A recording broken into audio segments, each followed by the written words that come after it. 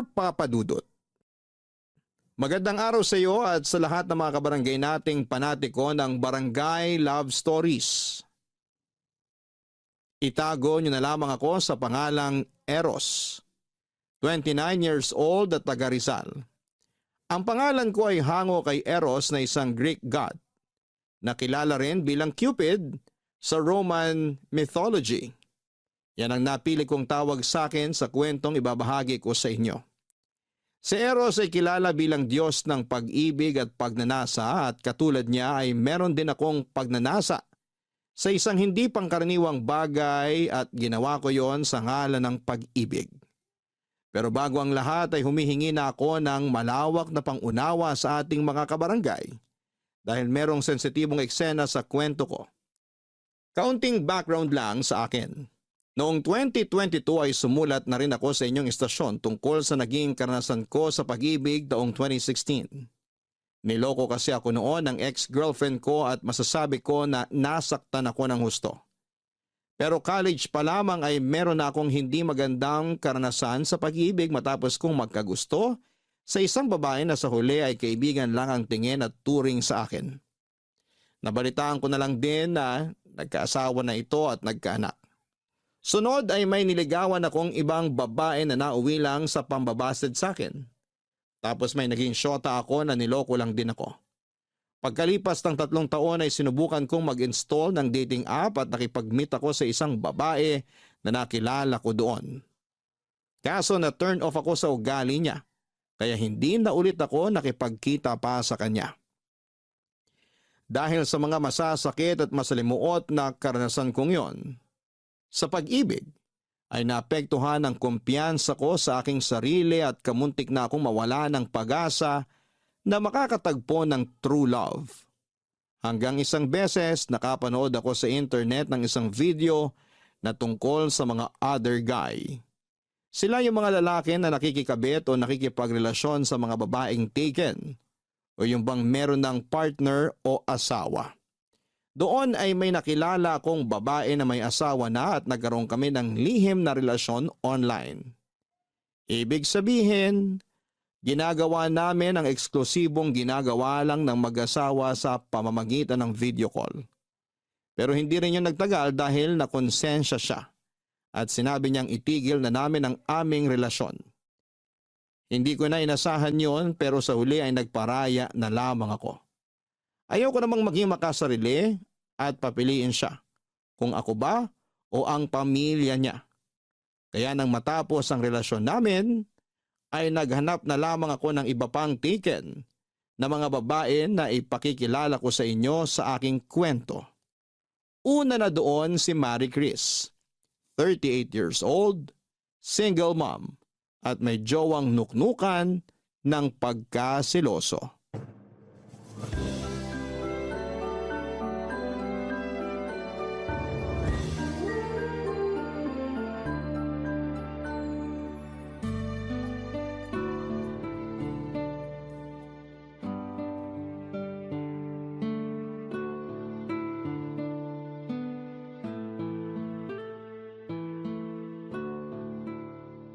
Oh, tapos, ano pa mga hobby mo bukod sa magluto? Mahilig akong gumawa ng iba't ibang dessert. Lalo na yung matatamis katulad ng coffee jelly, gelatin na may sago, ice cream stick na may flavor na fruit salad, ube at keso. Gumagawa rin ako ng mga kakanin. Biko, kutsinta, sapin-sapin. Basta kahit anong maisipan ko, sinusubukan kong gawin. At hindi naman sa pagmamayabang pero piniperfect ko naman sa unang subok pa lang. Naks naman, ang galing mo ah. Sakto lang. Oh, bakit parang nalungkot ka naman bigla dyan? Naalala ko lang na hindi kasi mahilig sa matatamis yung jowa ko eh. Kaya hindi niya rin na-appreciate yung mga dessert na ginagawa ko. Kaya yon, hindi na ako masyadong gumagawa. Ganun ba? Ang lungkot siguro ng buhay niya kasi hindi siya mahilig sa matamis. Ang sarap-sarap kaya ng matatamis. Kung di mo natatanong, mahilig ako dun.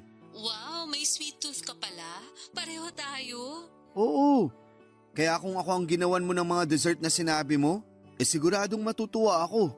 Ma-appreciate ko yun kasi alam kong masarap yun. Naku, wala pa nga pero binubola mo na ako. Hindi kita binobola. Nagsasabi lang ako ng totoo. Sa katunayan, bata pa lang mahilig na ako sa matatamis. Kaya ko nga umubos ng isang linerang leche flan. Hoy, seryoso ba yan? Seryoso nga. Hindi ba sumasakit yung lalamunan mo? Ako kasi oo eh. Kahit na mahilig din ako sa matatamis, nagkakatonsillitis ako pag sumobra kain ako. Hindi naman. Basta sundan ko lang agad ng maraming tubig.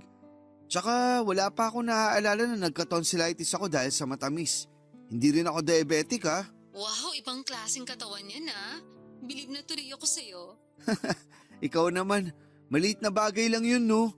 Ordinaryo kumbaga. Alam ko may iba rin dyan na mahilig sa matatamis. Oo, pero bukod sa akin, ikaw pa lang at mama ko ang kilala ko may sweet tooth.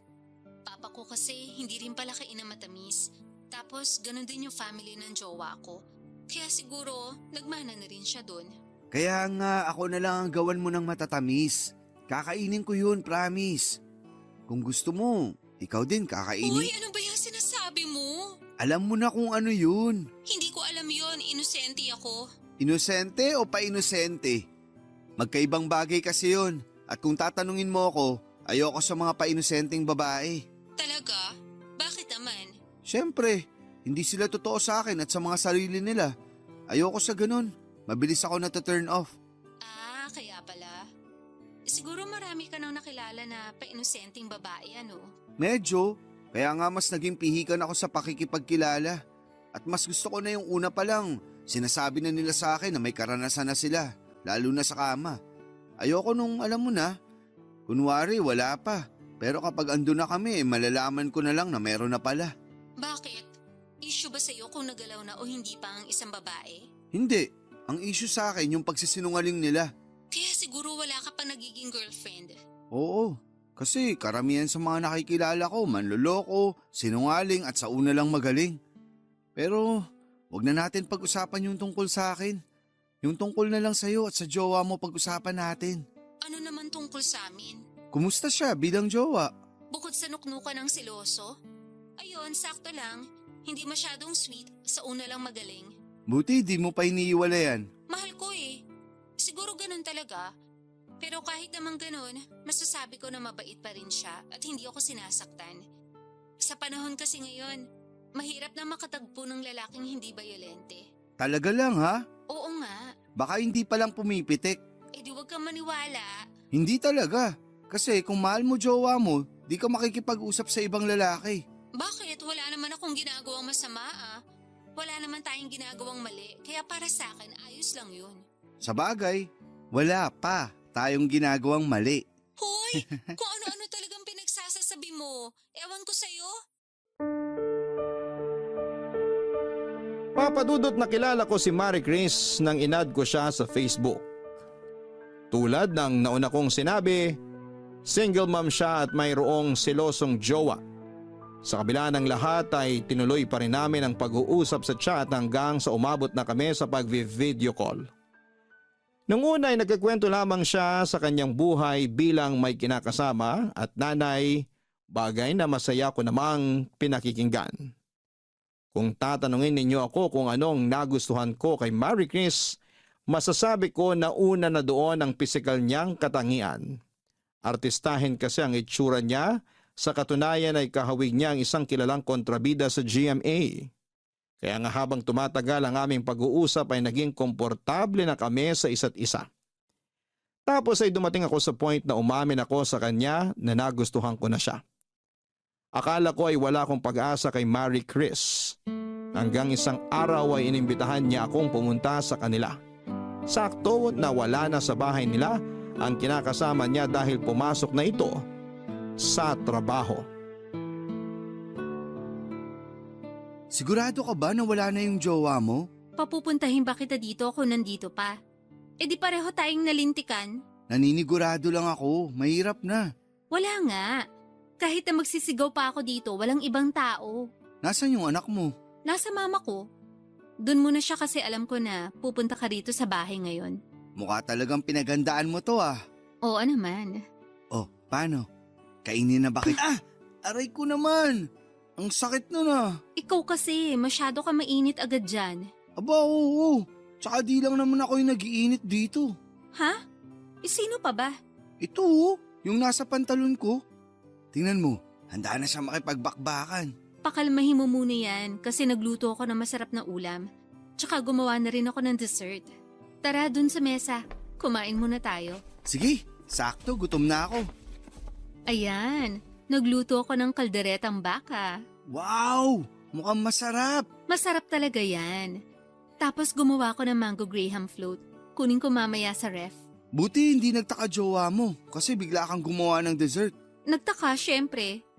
Sabi pa nga niya, akala niya raw ayoko nang gumawa ng dessert dahil hindi naman siya mahilig doon. Pero sabi ko, namimiss ko, kaya gusto kong gumawa. Anong sabi niya? Wala, hindi siya sumagot. Sabay alis sa kanina para pumasok sa trabaho. Introvert ba yung jowa mo? Ha? Hindi naman. Bakit mo natanong? Base kasi sa mga kwento mo, parang ang tipid ng mga sagutan eh. Feeling ko tuloy ang boring niya kasama. Yun bang tipong mapapanisan ako ng laway sa kanya? Ganun lang talaga yon.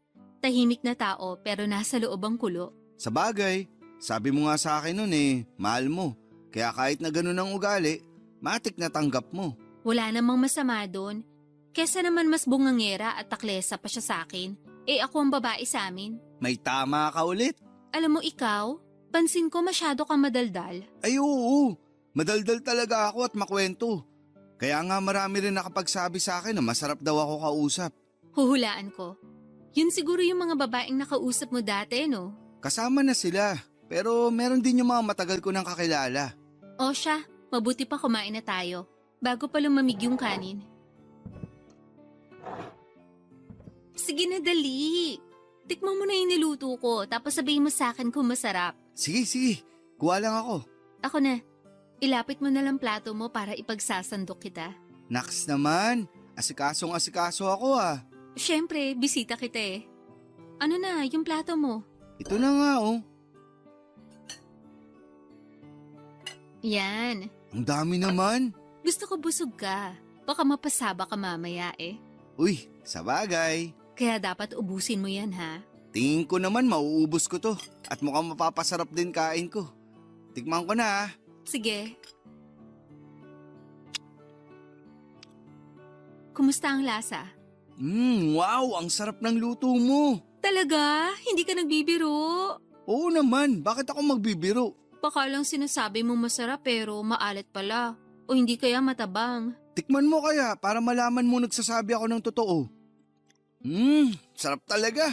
Oh, hinay-hinay ka. Baka mabulunan ka. Okay lang ako, hindi ako madaling mabulunan.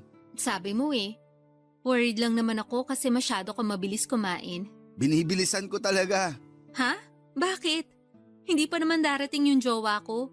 Bukas pa siya ng umaga uuwi. Alam ko, pero gusto ko na agad matapos kumain para makapag-dessert na ako. Hindi ka naman tatakbuhan ng dessert eh. Andun lang yun sa ref. Hindi naman yung dessert na yun ang sinasabi ko. Eh ano? Ikaw? Ako? Oo, ikaw ang gusto kong gawing dessert pagkatapos nito. Kaya nga sobrang excited na ako eh. Kumalma ka lang. Kakain pa nga lang ako oh. Pinipilit ko naman, pero mahirap. Lalo na kasama na kita ngayon.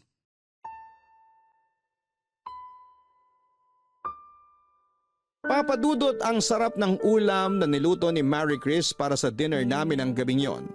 Kasabay noon ay hindi ko na naitago ang labis kong pananabik na merong mangyari sa amin pagkatapos naming kumain. Sobrang sikip na rin kasi ng pantalong ko at pakiwari ko ay may gustong kumawala mula doon. Hindi niyo ako masisisi, unang kita ko pa lamang kay Mary Chris. Siya na talaga ang gusto kong gawing panghimagas.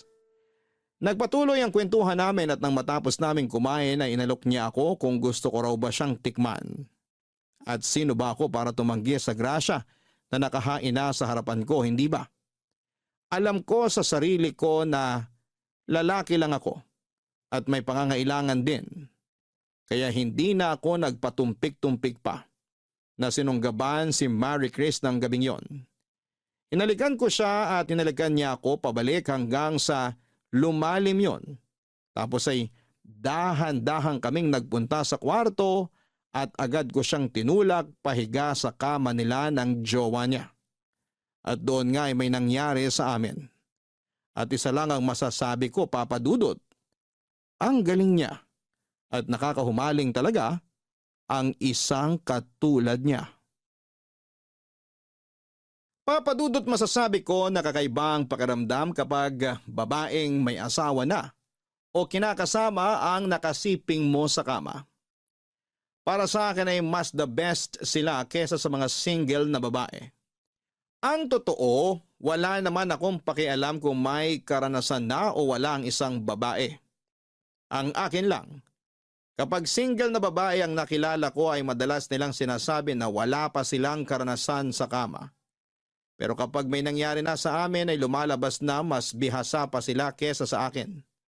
Ayoko noon dahil naiinsulto ako.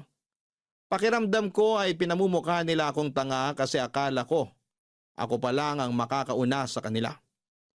Simula noon ay kinamuhian ko na ang mga single na babae dahil ayoko sa lahat ay yung nagsisinungaling sa akin.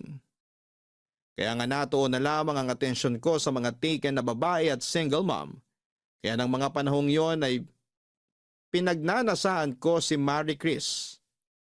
Ang minsang may nangyari sa amin ay naulit pa ng naulit. Bale, pumupunta ako sa bahay nila sa tuwing pumapasok na sa trabaho ang jowa niya. At doon na nga kami nagmimilagro. Tapos umaalis na lamang ako bago umuwi ang kinakasama niya sa umaga. Paulit-ulit lamang na ganon ang sistema namin hanggang sa may ipinagtapad sa akin si Marie Chris, Papa Dudut.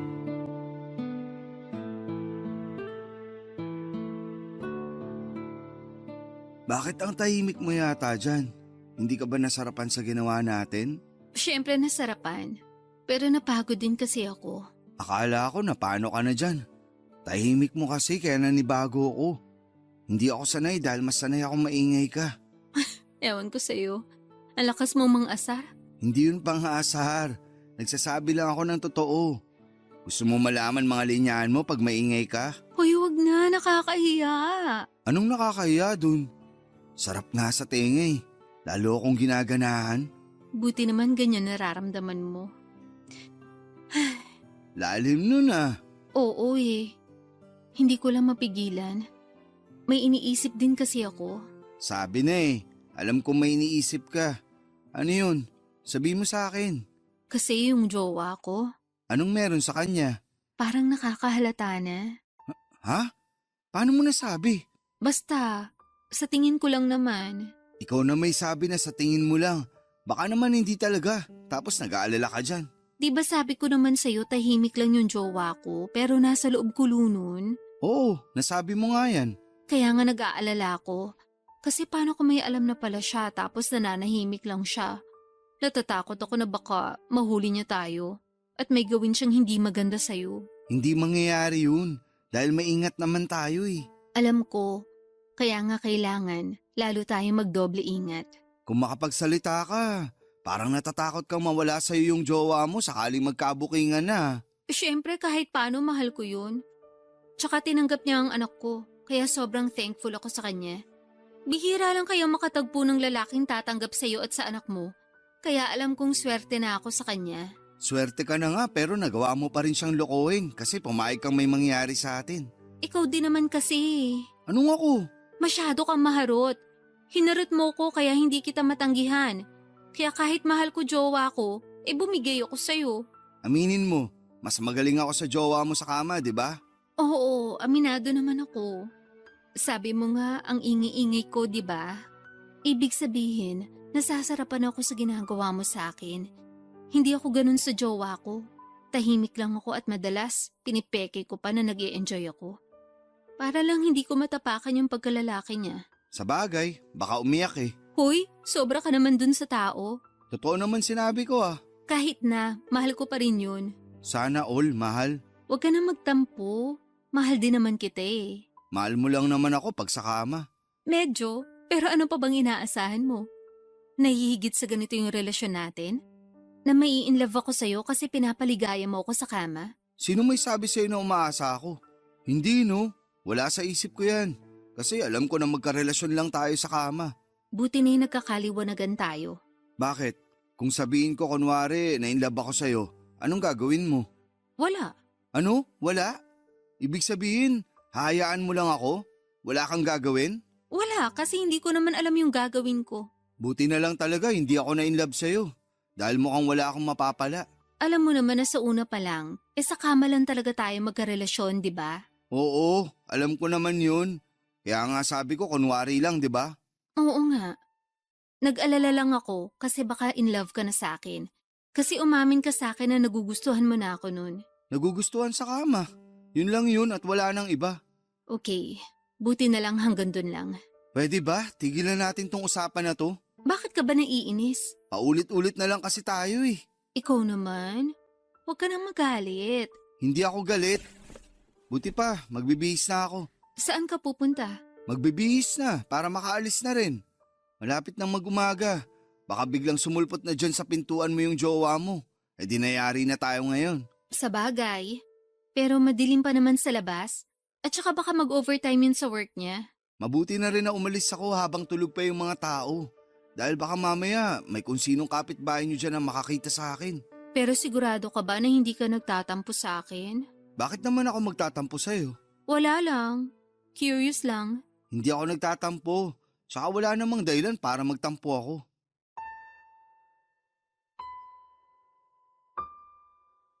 Papadudot, alam ko na walang lihim ang hindi nabubunyag at sa kabila ng kaalamang yon, pilit kong tinulak palayo sa isipan ko ang katotohanan na baka isang araw ay maghinala ang kinakasama ni Marie Chris tungkol sa milagrong ginagawa namin pag wala siya sa pamamahay nila.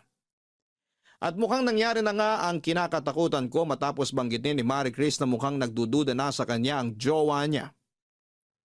Kahit masakit sa akin at in denial pa ako na posibleng matapos na ang ugnayan naming dalawa ay unti-unti ko na lamang tinanggap na mangyayari talaga yon. At hindi nga ako nagkamali dahil isang araw ay nagulat na lamang ako matapos akong i-block ni Marie Chris sa Messenger at Facebook. Nasaktan ako doon pero hindi na ako naghabol pa sa kanya. Makalipas nga ang ilang taon ay nagkaroon ulit kami ng komunikasyon. At doon ko nalaman na ang jowa niya pala ang nang-block sa akin matapos mabunyag nito ang katotohanan. Hindi pa sila hiwalay noon, pero hindi na rin mabuti ang pagsasama nila.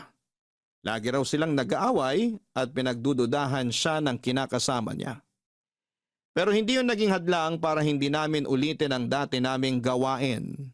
May nangyari ulit sa amin ni Marie Chris at pinagpatuloy namin ang aming lihim na relasyon. Sa totoo lang, meron namang nagkakagusto sa akin na mga single na babae o yung bang walang sabit. Katulad na lamang noong laging nirereto sa aking anak ng kakilala kong matanda. Pero tingin ko ay mukhang pera yung babae at kahit na sumali pa siya sa mga barangay pageant ay hindi talaga ako attracted sa ganda niya. Mas attracted kasi ako sa mga may sabit na. At minsan ko na nga yung na-open up sa kaibigan kong babae na siyang pinagkakatiwalaan ko sa lahat. Fast forward, sunod ko namang nakilala si Sylvia. 42 years old, may anak at asawa na. Gaya ni Marie Chris, sa Facebook ko siya noong unang nakita. At masasabi kong nahumaling agad ako sa taglay niyang ganda at karisma. Meron din kasi siyang hawig na artista, papadudot. Ang bilis mo naman.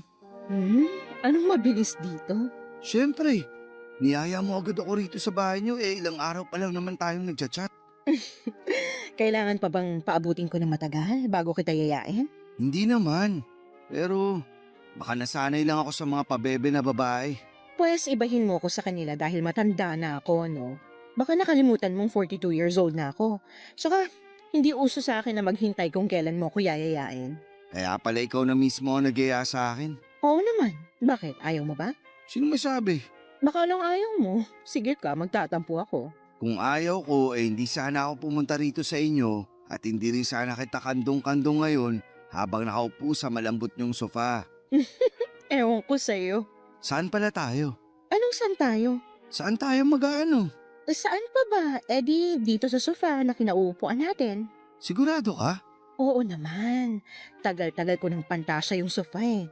Hindi pa ako nakakasubok nun kasi tamad yung asawa ko. Palibhasa, mataba, mabilis hingalin kaya hanggang dun lang kami sa may kama. Ayun lang. Medyo lugi ka nga dun.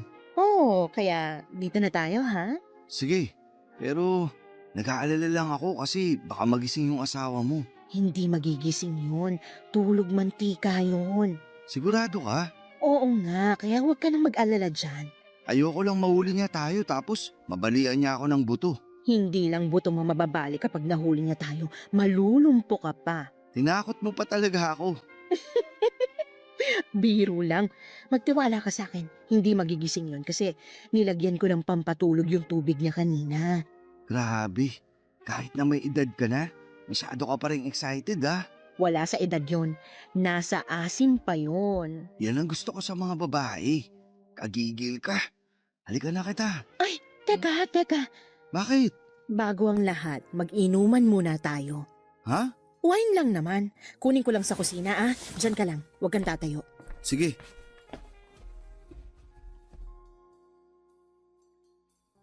Bilisan mo. Ito na nga oh. Pabalik na. Oh, kunin mo tong baso mo. Akin na. Alam mo, paborito ko to eh. Kaso, hindi naman umiinom nito yung asawa ko, kaya ako na lang umiinom mag-isa. Ah, akin na yung baso mo. Sasalinan kita. Ayan.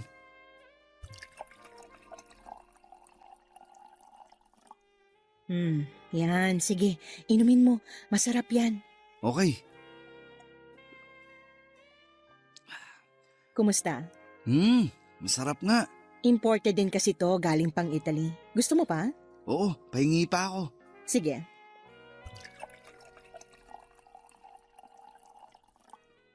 Uminom ka rin. Iinom talaga ako.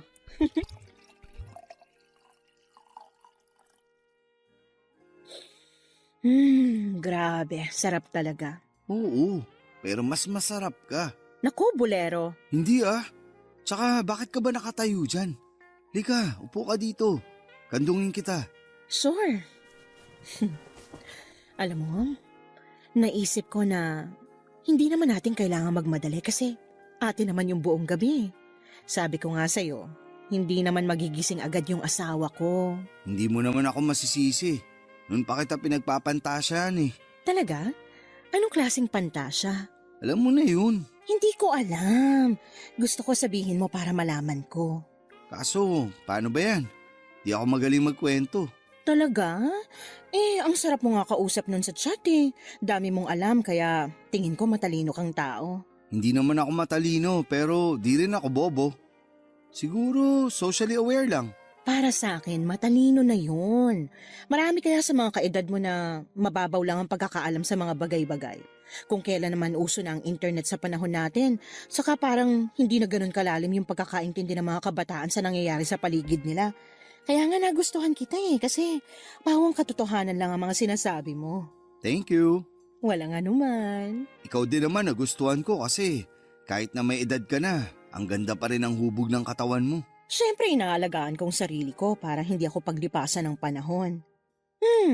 Kaya ano pang hinihintay mo? Ako naman ang tikman mo. Papadudot kahit na 42 years old na noon si Sylvia at may anak na ay masasabi ko pa rin na pandalagang itsura ng mukha niya. At lalo nga lang akong namangha noong personal ko na siyang nakita. Dahil pati kurba ng katawan niya ay hindi mo akalaing nabuntis na at nanganak ng bata. Sobrang sexy niya at nakakagigil lalo nung hinaharot na niya ako. Kaya nga hindi na ako nagpatumpik-tumpik pa at agad ko na siyang sinunggaban ng gabing yon. Napakasarap talaga sa pakiramdam kapag may nangyayari sa amin ng isang babaeng may karanasan na sa kama. Nakakadagdag init din at kaba na patago namin yung ginagawa.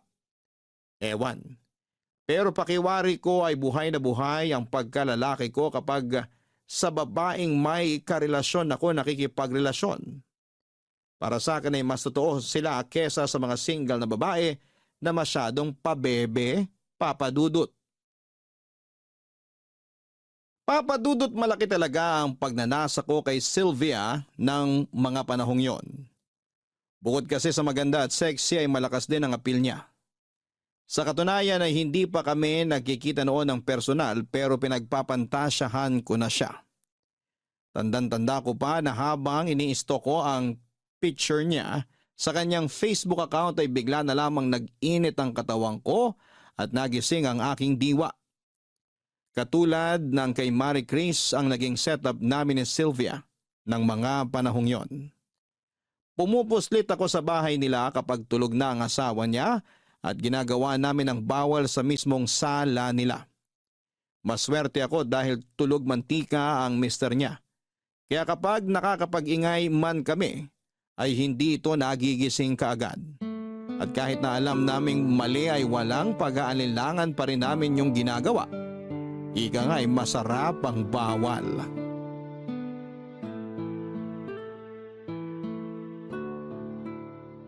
Nasaan nga ulit yung asawa mo? Umalis, umuwi sa probinsya nila kasama ang anak namin. Namatay kasi yung bunso nilang kapatid. Bakit hindi ka sumama? Hindi naman ako close sa side niya kaya mas mabuti pa na hindi na ako sumama. Buti, di nagtampo yung asawa mo, no? Kumuntik na nga sana pero nagdahilan na lang ako na masama ang pakiramdam ko. Naniwala naman kasi magaling akong umakting. Kaya nga solong-solo natin yung bahay ng ilang araw eh. Mukhang makakarami pala tayo. Oo, at pwedeng-pwede ulit akong mag-ingay dahil wala namang makakarinig sa atin. O, paano? Game na ba ulit? Mamaya na, medyo pagod pa ako eh. Pagpahingayin mo naman muna ako. Ay, sorry naman, excited lang ako. Yaan mo, mamaya tatrabahuin kita. Uy, yan ang gusto ko. Ay, Lalim ah? napaisip lang ako. Tungkol saan? Kasi nakita ko yung family picture nyo. Anong meron doon? Naisip ko lang na ano bang pakiramdam na magkaroon ng isang buong pamilya. Yung may asawa at anak. Masaya. Masarap sa pakiramdam lalo na lumalaki yung anak nyo. Nakakapagod din bilang nanay pero fulfilling. Tsaka kahit naman ganun yung asawa ko, yun bang nagkukulang sa romansa at alam mo na, mabait naman yun. Good provider yon. Never pa kaming pinabayaan at ginutom ng anak namin. Ang swerte mo na pala sa kanya, no? Oo, maraming nagsasabi niyan, di lang ikaw. Pero napatunayan ko na kahit nasa isang tao na ang lahat, kulang pa rin yun pagdating sa mga babaeng mapaghanap. Ouch!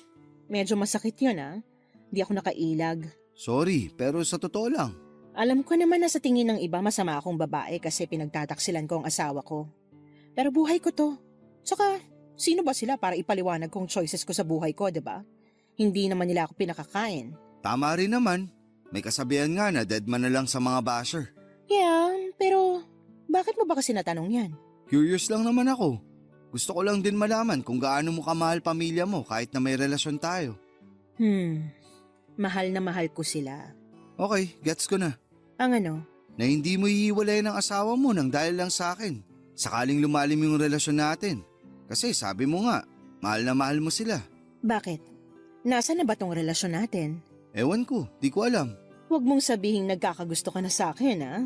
Una pa lang naman, sinabi ko na sa'yo na nagugustuhan na kita. Oo, pero hindi ko akalain na baka umabot sa... Umabot saan? Sa mahal na kita, ganun ba? Bakit? Hindi ba? Siyempre hindi. Pamilyado kang tao. Alam ko na ang prioridad mo ay ang pamilya mo.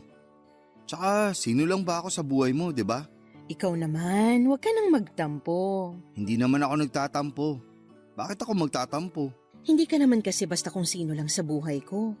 Siyempre, mahalaga ka rin sa akin. Pero hindi kasing halaga ng pamilya mo. Bakit kasi napunta dyan ang usapan eh? Ewan ko rin ba? Bigla na lang pumasok sa isip ko. Alam ko namang sa umpisa pa lang, talo na ako, pero sinubukan ko pa rin. May darating din na magmamahal sa'yo ng totoo. Hindi na ako maasa. Bakit naman? Basta, Basta ka dyan. Sinasabi ko sa'yo meron yan, kaya umasa ka pa rin. Tsaka deserve mo kayang mahalin, hindi lang dahil magaling ka sa kama. ewan ko kung meron pang tatanggap sa akin o kung makakaya kong magmahal ng babaeng walang sabit. Marami namang single mom dyan na naghihintay ng lalaking katulad mo. Malay mo, sila palang nakatadhana para sa'yo. Buti pa, wag na natin pag-usapan ang bagay na yan. Kasi kung tatanungin mo ako, hindi naman ako naghahanap. Tsaka sakit sa ulo lang yan. Tsaka ayoko ng responsibilidad. Mas okay na ako sa ganitong setup. Kung kailan lang gustuhin. Sige, sabi mo eh. Bata ka pa naman. Pero masarap pa rin sa pakiramdam yung meron kang makakasama sa buhay. Yun bang may asawa o partner kang uuwian pagkatapos ng isang nakakapagod at mahabang araw?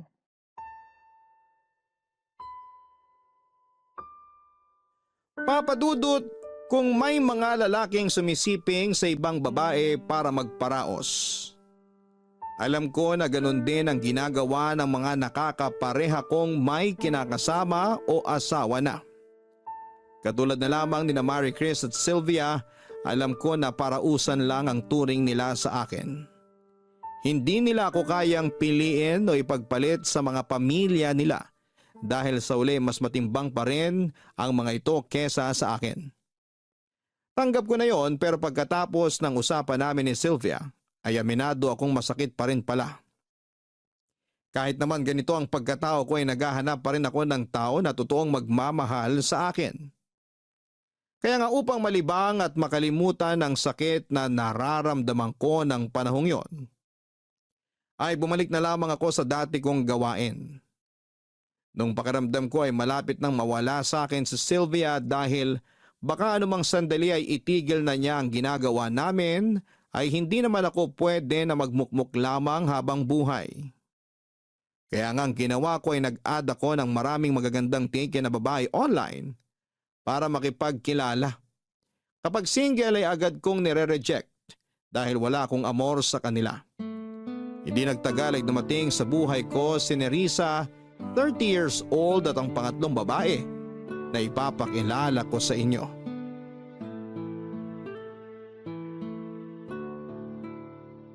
Oh, tapos? Ano pang pantasya mong gusto mong tuparin natin sa susunod na magkita tayo? Gusto ko nakasandal sa pader. Nakatayo. Madali lang yan. Talaga? Naku, excited na ako.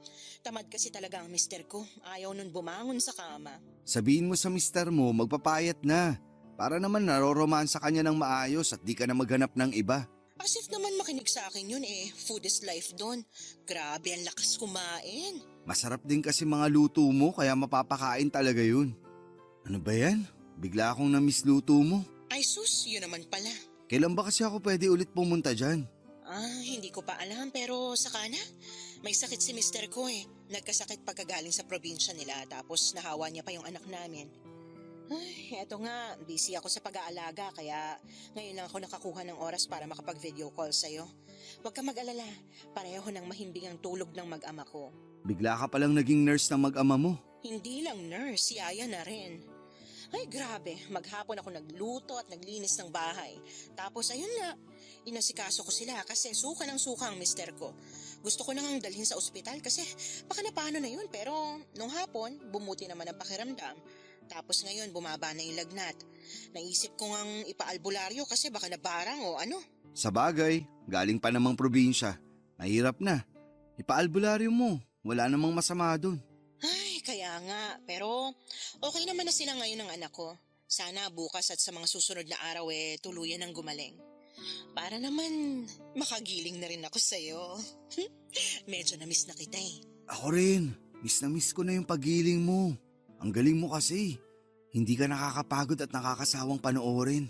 Mas lalo ko pang gagalingan sa susunod pero magpapamiss muna ako sa'yo. Ay, ganun? Grabe ka talaga. Siyempre. O paano, ibaba ko na ha? Ang bilis naman ng usap natin. Sorry na, bawi na lang ako sa susunod. Medyo inaantok na rin kasi ako gawa ng napagod ako sa maghapon. Sige, matulog ka na. Para makapagpahinga ka na rin. Good night. Good night.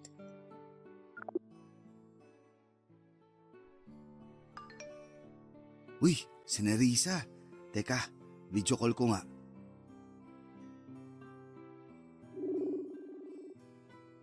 Hi Nerissa, magandang gabi. Hello, Eros. Magandang gabi rin. Grabe, Bakit? ang ganda mo na nga sa picture, ang ganda mo pa sa video call. Sigurado ako na sobrang ganda mo sa personal. Hindi naman sobrang ganda. Sakto lang, pero thank you. Sakto raw. Ikaw nga cute eh, tapos madaldal pa. Grabe naman sa madaldal. Pero sagad na yon. Ang ano? Nakit lang ako, hindi gwapo. Sige, gwapo na rin. Awit, mukhang napilitan ka pa yata. Binibiro lang kita. Siyempre, gwapo ka rin. Papayag ba naman ako makipag-video call sa'yo kung pangit ka?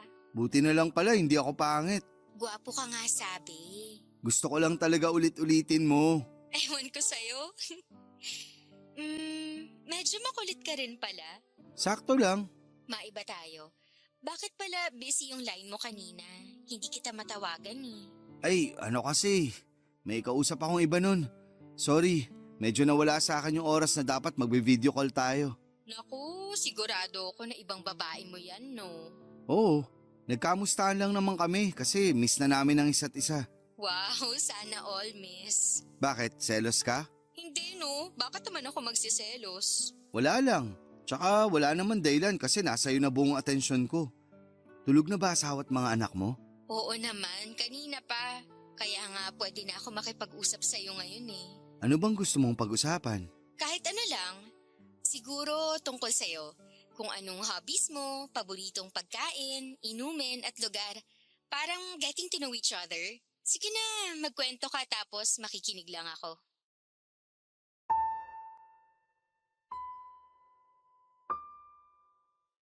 Katulad ni Sylvia, isa ring hot mama si Nerissa. Kaya nga unang kita ko pa lamang sa display picture niya sa Facebook ay nagandahan na talaga ako sa kanya. Artistahin din siya at malakas ang apil kaya naman kulang na lang ay tumulo ang laway ko sa pagnanasa sa kanya, Papa Dudut. Ang sarap niya ring kausap at parang walang patay na sandali at aaminin kong unti-unti nang natuon kay Nerissa ang buong atensyon ko.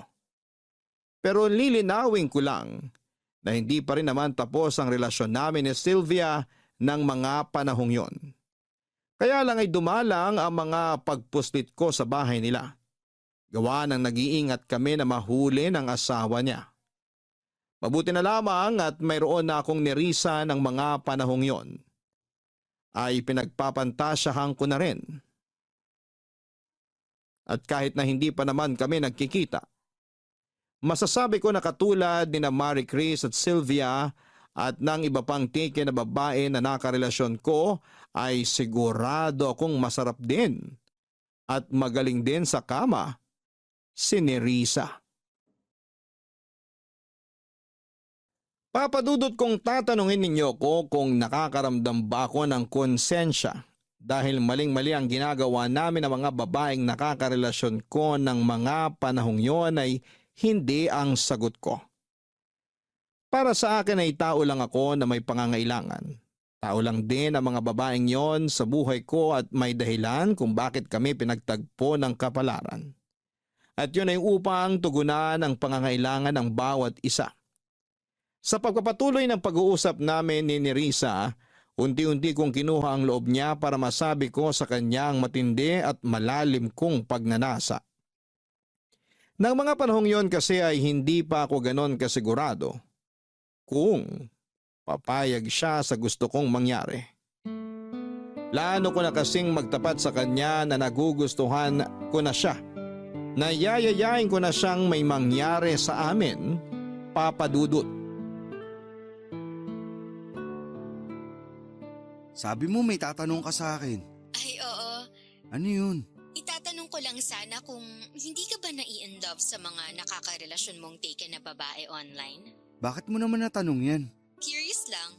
Ah, okay. Sige na, sagutin mo na. Hindi ko masabi. Paano hindi mo masabi? Ibig sabihin yan, oo, kasi hindi mo nga masabi. Madali lang naman sabihin hindi. Oo na hindi. Ang labo naman nun. Malabo kasi kahit ako di ko maintindihan yung nararamdaman ko. Siguro masasabi ko na napapalapit ako dun sa mga nakakausap ko pero hindi pa naman ako umaabot sa punto na hulog na ako sa kanila. Yun bang sabi mo nga, in love? Okay, thanks sa pagsagot. Ikaw talaga, nambibigla ka naman sa tanong mo eh. Sorry na, curious nga lang kasi ako. Wala naman siguro masama dun, di ba? Wala, tsaka ilang araw na rin naman tayong nag-uusap. Kaya nga eh. May isa pa akong tanong. Sige, ano yun? May nagustuhan ka na bang walang sabit? Like walang asawa o boyfriend? Meron pero matagal na yun. College pa yata ako nun. Hindi naging kayo? Hindi kasi kaibigan lang turing niya sa akin. Aray, na friendzone ka pala. Medyo. Tapos may niligawan ako na single na babae rin kaya lang binasted ako. Ang sakit din nun ha. Mukhang ang dami mong kamalasan sa pag-ibig ah. Medyo. Kaya nga ayoko na sa mga single na babae. Masyado silang paasa at nagmamalinis. Paanong nagmamalinis? Sinasabi nila na wala pa silang karanasan pero meron na pala. Ayoko ng ganun. Mabilis ako ma-turn off. Kaya nga sa mga may asawa o single mom na lang ako pumapatol. At least, alam kong may karanasan na sila at mas totoo sila sa sarili. Pero sa lahat ng mga pinatulan mong taken at single mom, ikaw lagi ang mas bata? Oo, lahat sila mas matanda sa akin. Parang ako, kasi mas matanda ako sa'yo. 2 taon lang naman, di na yun masyadong malayo. Ilang taon ba yung pinakamatandang pinatulan mo? Siguro yung 48 years old. Wow, may asim pa ba yun? Meron pa. Okay, mabuti naman. Grabe na talaga yung mga tanungan mo. Feeling ko sumabak ako sa question and answer portion ng isang pageant. Ang OA mo naman, hindi naman ganun yun, no? Curious lang talaga ako, saka gusto ko lang din maintindihan kung bakit mo yan ginagawa. Alin? Yung makapagrelasyon sa mga taken na babae na mas matanda sa akin? Oo, tingin ko dahil yan sa mga karanasan mo noon. Ayaw mo na sa mga single na babae na mas bata sa'yo kasi masyado silang pabebe, tama ba? Parang ganun na nga. At kaya mo gusto ng mga taken na babae na mas matanda sa'yo kasi mature kaming mag-isip. Nadali mo. Baka naman may mommy issue ka na ha? Ano yun? Yun bang masyado ka nakadepende sa babae? Lalo na yung mga babaeng mature at mas matanda sa'yo. Kasi kahit paano, nagagawa ka nilang i-comfort at mas naiintindihan nila yung nararamdaman mo. Hindi ko alam kung may ganyan nga ako pero parang tama ka naman. Tingin ko lang naman, pero syempre iba pa rin kung madadiagnose ka mismo ng eksperto. Hindi ko na siguro kailangan nun. Ayos naman ako eh. Sige, sabi mo eh. Maiba tayo na Risa. Ano yun? Ano bang tipo mo sa isang lalaki? Marami, pero yung pinakagusto ko ay yung magaling sa kama. Hindi ba magaling sa kama yung asawa mo? Sakto lang, pero ayun nga, sakto na nga lang eh, masyado pa siyang pinapagod ng trabaho niya, kaya wala na siyang time sa akin. Last night nga, nag-away kami. Tapos nasabi ko na lang bigla na pakasalan niya na yung trabaho niya. Total, napaka-dedicated niya doon. Wala namang masama doon, kaso paano naman ako? May pangangailangan din ako. Gusto mo, ako na lang yung pumuno sa pangangailangan mo? Kung hindi mo na itatanong, magaling ako sa kama. Hindi ka mabibigo. Sige ba, pero maniniwala lang ako pag pinatunayan mo na yung sinabi mo. Papadudot masayang masaya ako nang pumayag si Nerissa na patunayan ko sa kanya ang niyayabang kong galing sa kama. Siguro ay natcha-challenge din siya dahil walang kalatoy-latoy ang asawa niya at mukhang hindi na siya masaya sa buhay romansa niya. Kaya nga pakiramdam ko ng mga panahong yon ay tagapagligtas ako ng natutuyo niyang katawan at pagkatao. Hindi nagtagal. Nagkasundo kami ni Nerissa kung kailan at anong oras ako pwedeng pumunta sa bahay nila para magawa na namin ang pinag-uusapan namin sa video call. Kita ko sa mga mata niya na sobrang excited siya at para bang hindi na siya makakapaghintay na magkita kami ng personal.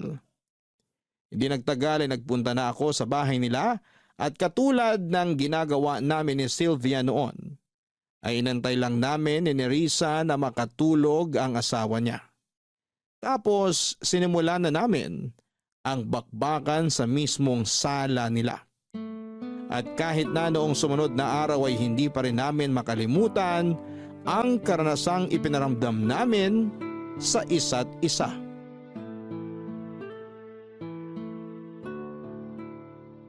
Grabe, hindi ko akalain na aabutin tayo ng 6 na rounds kagabi. Oo nga eh, kaya kagigising ko lang ngayong hapon. Napagod ako. Ikaw, hindi ka ba napagod? Napagod din, kaya nga nga pag-alis mo kanina nakatulog na ako dun sa may sofa. Talaga? Sa sofa ka na pala natulog? Oo, takang-taka nga yung asawa ko kung bakit dun ako natulog. Kaya nagdahilan na lang ako na kunwari nag-sleepwalk ako. At naniwala naman siya. Oo, kasi nakwento ko naman sa kanya na nagsisleepwalk ako nung bata ako. Pero eme lang naman yun kasi ginusto ko rin naman na matulog sa sofa kasi sinisinghot ko pa yung amoy mo na naiwan doon. Wow naman. Parang bigla yatang nag-init ang katawan ko ah. Akala ko ba pagod ka? Oo nga pala. Naubos takas ko sa'yo. Grabe ka.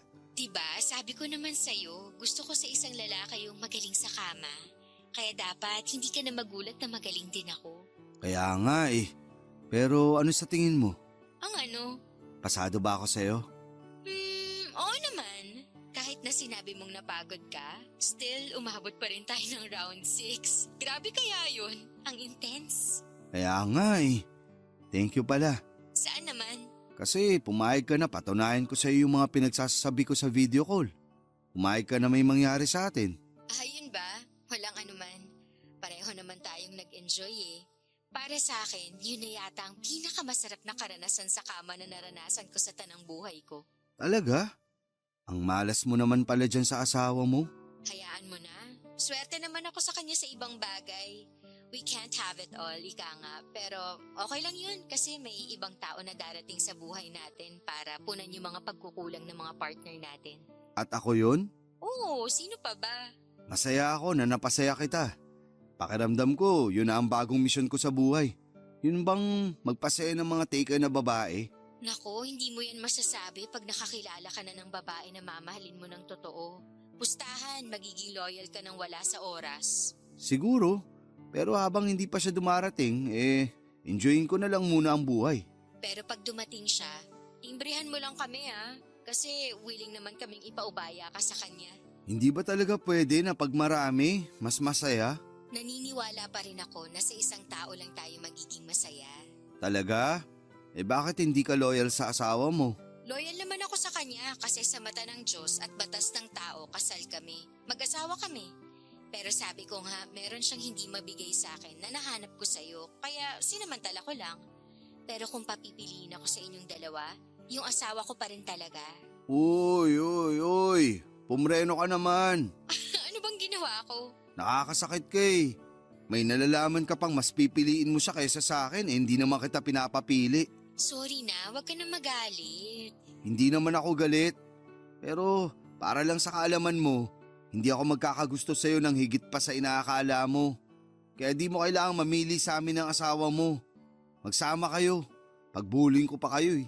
Grabe ka naman magsalita, nagbibiro lang naman ako eh. Pwes ako hindi nagbibiro. Sorry na kasi, bawi na lang ako sa'yo pag nagkita ulit tayo. Anong pambawi mo? Yung paborito mo, yung luluhod ako. Oh, wow. Sige asahan ko yan. Oo naman, asahan mo talaga dahil sinisigurado ko sa'yo na masasarapan ka. Ginagawa, hindi lang sinasabi. Gagawin ko talaga. Ako pa naman yung klase ng babae na ginagawa talaga ang sinasabi. Sige, hindi na tuloy ako makapaghintay. Pero mukhang kailangan ko muna mag-ipon ulit ng lakas. Kasi pagod pa talaga ako sa nangyari sa atin kagabi. Oo nga halata rin sa boses mo. At medyo inaantok pa ako. Sige na, matulog ka na para makapagpahinga at makabawi ng lakas. Kasi uubusin ko ulit yan sa susunod nating pagkikita.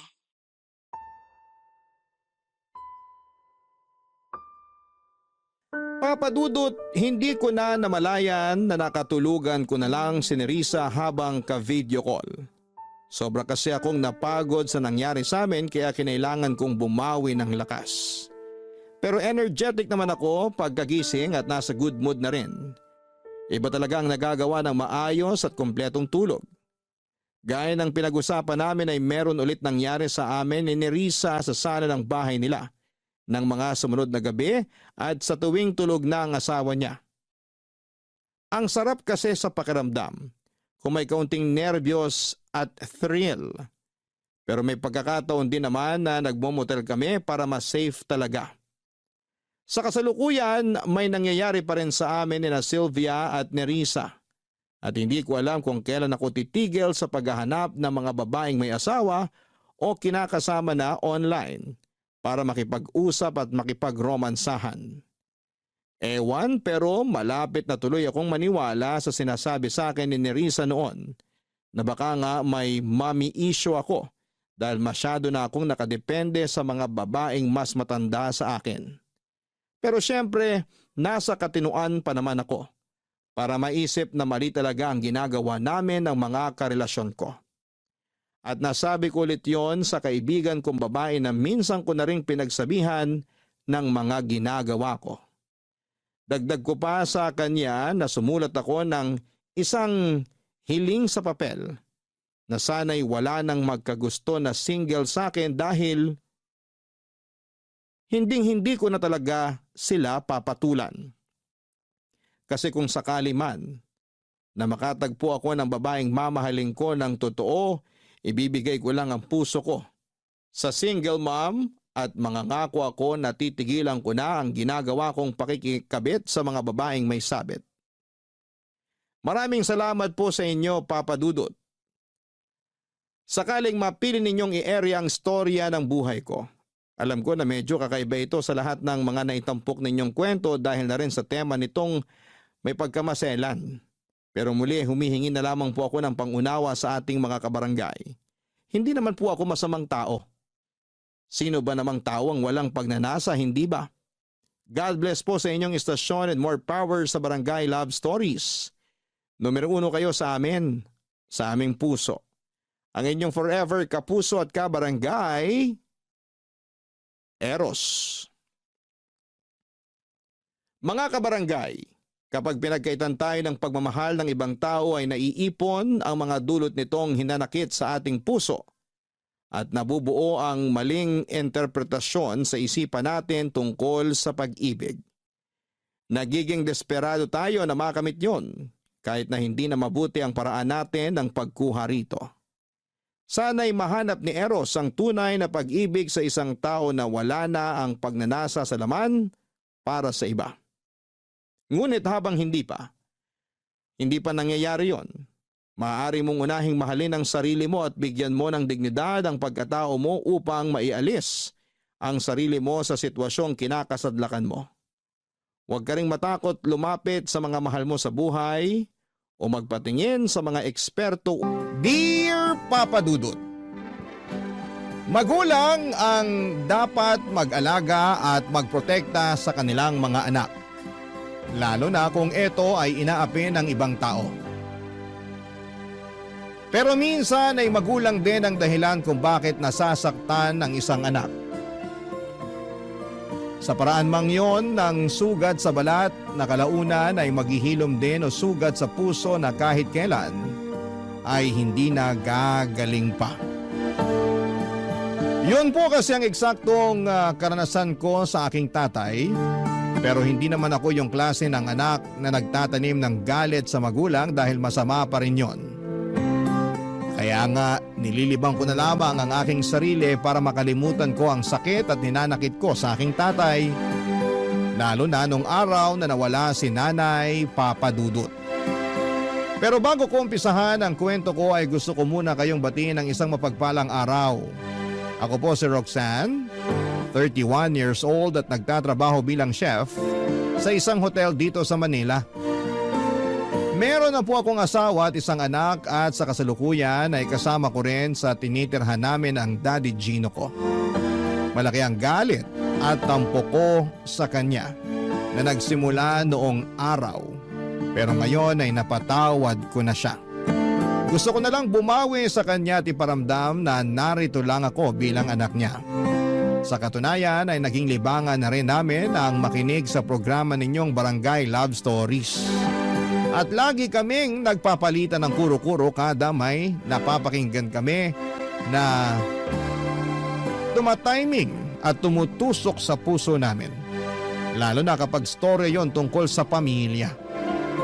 Tapos ay doon siya nagka-ideya na what if subukan ko raw sumulat sa inyong istasyon.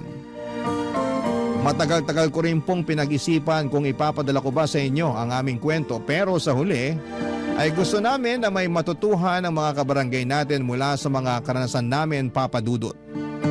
Magsisimula ang lahat noong 18 years old ako. Tubong Occidental Mindoro ako at doon ako pinanganak at lumaki. 5 buwan pa lamang ang nakakalipas nang mamatay ang mami ko dahil sa breast cancer. Bago yun ay 2 taon din siyang nakipaglaban sa naturang sakit. Solong anak nila ako ni Daddy. Hindi naman kami mayaman, may kaya lang, kaya kahit papaano ay may maayos kaming bahay na natitirhan at nakakapag-aral ako. Meron din kaming malit na grocery store na pinapatakbo ng mga magulang ko. Pero nung nawala ang mami ko ay si Daddy na lamang ang mag-isang nag-manage noon. Kaya lang ay unti-unti yung nalulugi na, Papa Dudut.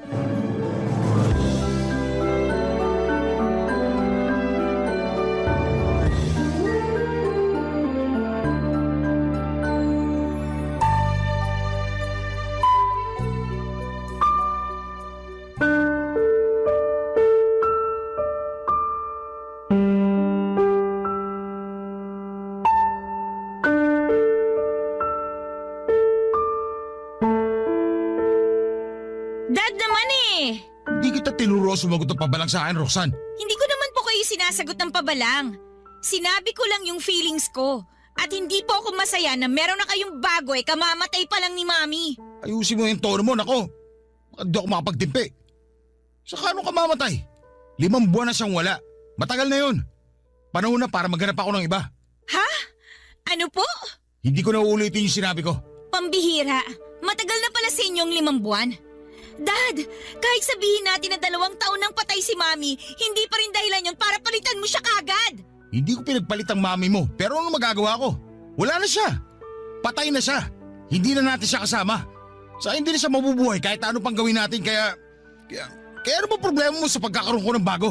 Hindi lang ako makapaniwala na magkakaroon na kagad kayo ng bago. Kala ko kasi nagluluksa pa tayo eh. Pero mukhang naka-move on na kayo. Nagluluksa pa rin naman ako pero naisip ko kailangan pa rin natin magpatuloy. Alam namang habang buhay tayo magluksa sa pagkawala ng mami mo, hindi ba? Hindi naman kailangang habang buhay pero masyado pa pong maaga para palitan niyo siya. Anong maaga dun? Dapat ba may schedule pag-aasawa ko? Ewan ko sa inyo. Ugali mo ha. Saka para sa kaalaman mo, nagluluksa pa rin naman ako. Nagluluksa pero meron na kagad kayong iba? Sana man lang pinalipas niyo muna ng mag-1 taon si Mami bago kayo naghanap ng kapalit niya. Hindi ko pinalitan ng mami mo. Siya pa rin ang unang asawa ko. Siya pa rin ang nanay mo. Yung babaeng minahal ko at pinakasalan. Pero wala na siya. Siguro naman hindi na siya magtatampo. Sakali naghanap na ako ng iba, hindi ba? Hindi na nga siguro kasi patay na siya.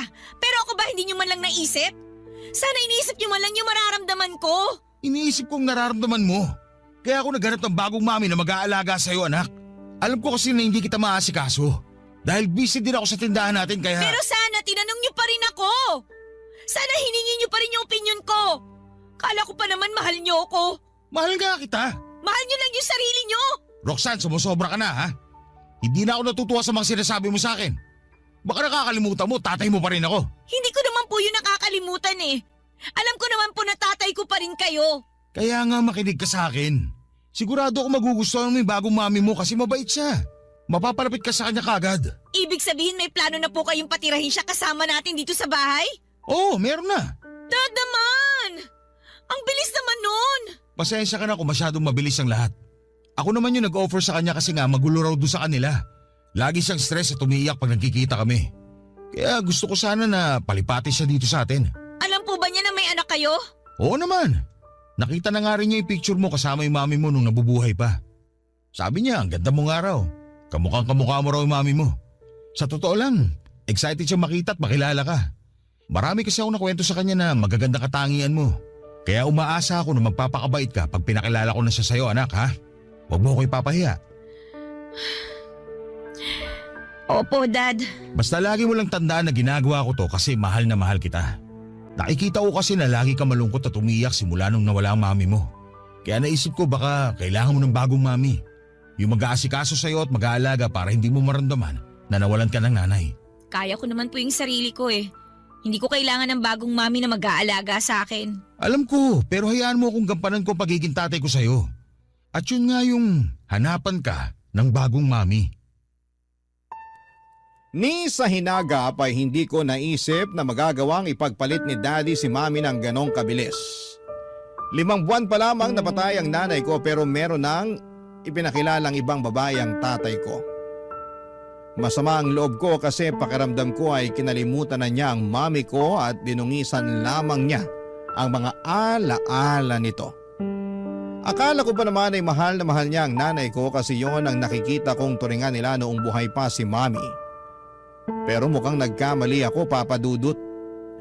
Pero pinaliwanag pa rin ni Daddy na ginawa lang daw niya yon para sa kapakanan ko.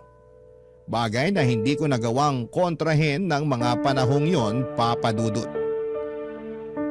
Hanggang sa dumating yung araw na tuluyan ng binahay ng tatay ko si Normaline, ang babaeng ipinalit niya kay Mami. At pinilit nila akong tratuhin siyang parang nanay ko. At kahit ayoko ay wala na akong nagawa dahil hindi naman ako pinalaking bastos ng mga magulang ko. Kinausap din ako ng mga tiyahin at tiyuhin ko sa side ni Daddy na hindi naman daw masama ang ginawa ng tatay ko. Patay na raw ang mami ko nang dumating sa buhay namin si Normaline. At baka hindi raw kaya ni Daddy na mag-isa kaya naghanap kaagad siya ng makakasama sa buhay. Sa isip ko ang unfair kasi nandito naman ako na anak niya. Pero baka ganon talaga. May mga pangangailangan siya na hindi ko mabibigay. Sa totoo lang ay mabait at responsable naman ang daddy ko kaya hindi nagtagal ay umamo ulit ako sa kanya. Sinubukan kong tanggapin si Normaline sa pamilya namin kaya lang ay nagkaroon ng problema. Papa Dudut.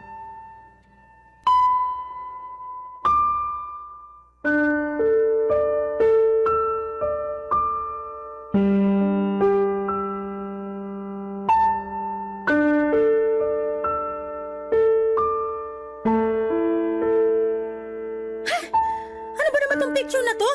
Ang pangit! Dapat dito sinusunog, tinatapon o tinatago sa baul eh. Ano pong ginagawa niyo sa mga picture ng mami ko? Ha? Nililinis ko lang. Maalikabok na kasi, kaya pinupunasan ko lang. Medyo allergic kasi ako sa maalikabok. Hindi po yun ang narinig ko. Sabi niyo pangit at dapat nang sunugin o itapon na lang yung mga picture ni mami. Narinig mo naman pala eh. Nagtatanong ka pa? Inaano po ba kayo ng mami ko? Wala na nga siya, di ba? Pansin ko parang gigil na gigil kayo sa mga gamit at alaala niya. Ay, napansin mo rin pala. Pero mali ka, kasi di lang ako gigil na gigil. Galit na galit pa ako. Wala na nga siya pero masyado pa rin siyang atribida sa pamamahay na to. Bakit kasi di na lang iligpit mga picture niya? Pakiramdam ko tuloy nakatingin siya sa akin tuwing nandito ako sa sala. Hindi niyo po gagalawin ang mga picture ng mami ko. At bakit? Pamamahay ko na rin to para sa kaalaman mo kaya may karapatan na ako. Ano? Kailan ba kayo nagkaroon ng karapatan dito? Tinatanong mo pa talaga? Bobo ka ba o ano? Naturingan kang nag-aaral pero di mo naman ginagamit utak mo. Siyempre, nagkaroon na ako ng karapatan sa bahay na to simula nang umapak ako dito. Kahit kailan hindi niyo mapapalitan ng mami ko. Hindi ko naman papalitan yung mami mo, no? Nakakahagard kaya ginagawa niya, saka nakakalosyang magkaroon ng anak na katulad mo. Nakakapagod kang asikasuhin sa totoo lang. Ang tanda-tanda mo na pero wala ka pa ring alam sa mundo. Masyado ka kasing inispoil ng mga magulang mo kaya wala ka pa ring alam. Sabi na nga ba hindi niyo talaga ako gusto. Nagkukunwari lang kayo na mabait sa akin. Sinubukan ko naman magustuhan ka pero di ko talaga nagawa. At least, magaling ako mag-pretend para hindi ako malagot sa daddy mo. Pero ay, ikaw talaga yung panira sa amin eh. Anong ibig niyong sabihin? Pag magkasama kami, lagi kanyang bukang bibig. Naaalibadbaran ako. Lagi niyang sinasabi na mahal ka niya, na proud siya sa'yo at kung ano-ano pa. Pakiramdam ko, di na tuloy ako mahalaga sa kanya kasi puro na lang ikaw ang laman ng isip niya. Malamang, daddy ko siya eh. At saka, bakit niyo naman naisip yung bagay na yan? Kayo nga yung karelasyon niya. Hindi naman ako, di ba? Anong sinabi mo? Napakabastos mo ah! Hindi ako bastos. Kayo yung bastos kasi nagagalit kayo sa akin ng walang dahilan. Tapos binabastos niyo pa yung alaala ng mami ko. Gagawin ko ang gusto ko kasi bahay ko na rin to. At wala ka magagawa doon kundi sumunod lang sa akin. Kasi kung hindi, isusumbong kita sa daddy mo. Sasabihin kong matigas ang ulo mo at binabastos mo ko. Hindi totoo yan! Kaya nga, manahimik ka na lang. Huwag ka nang magmatigas at sundin mo na lang ang gusto kong mangyari.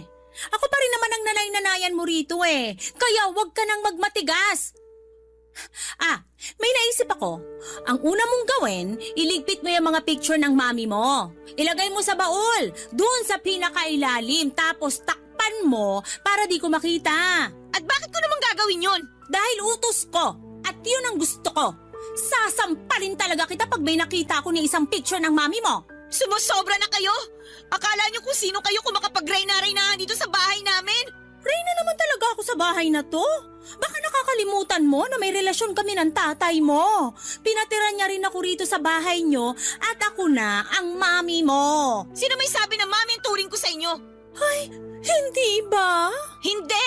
Matapos sa mga pinaggagawa niyo! Wala akong pake. Basta sundin mo ang inuutos ko kung ayaw mo magalit ako sa'yo at may kalagyan ka. Buisit na to? Dami pang satsat? Ay, kainis. Papadudot lumabas din ang tunay niyang kulay.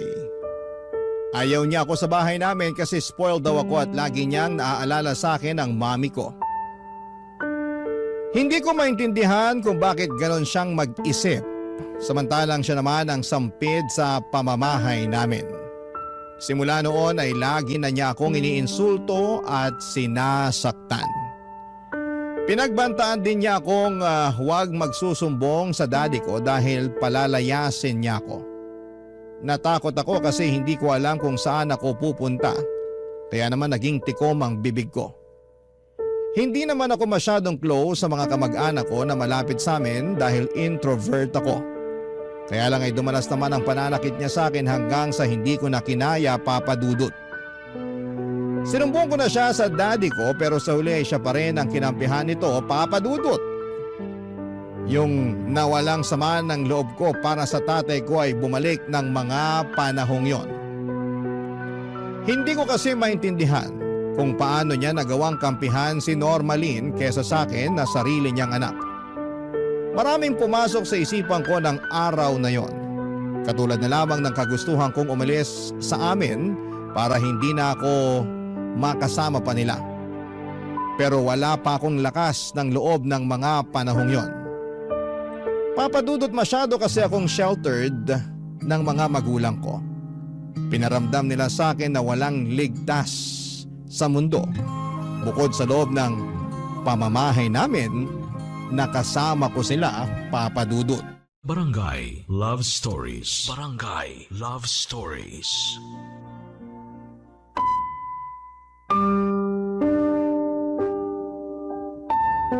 Papa Dudut, wala akong pinagsabihan sa mga kamag-anak ko sa father side tungkol sa pang-aabuso sa akin ni Normalin. Hindi ako ganoong kalapit sa kanila at baka hindi rin naman sila maniwala. Ang alam nila ay masaya si daddy na meron na siyang kinakasama at okay sa kanila yon dahil may nag-aalaga na sa kanya. Bukod doon ay magaling magkunwaring mabait ang madrasta ko. Kaya naman para makaiwas na lagi niyang pinagdidiskitahan ay sinusunod ko na lamang ang mga utos niya.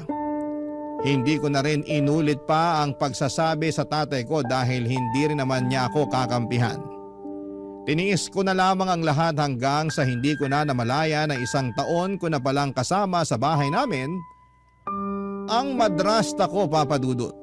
Tapos ay doon ko na siya na huling iniiputan sa ulo ang tatay ko kapag nakatalikod ito.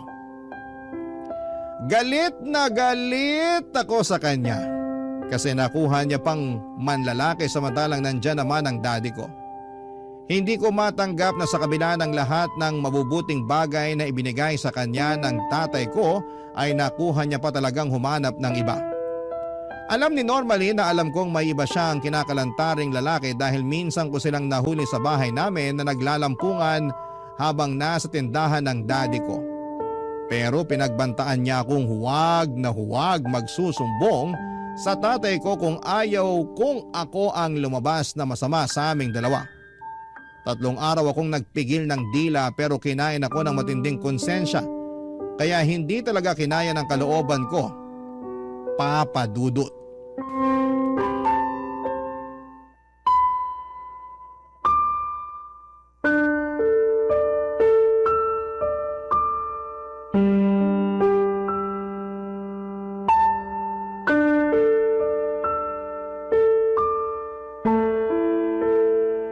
Dad, may sakit po ba kayo?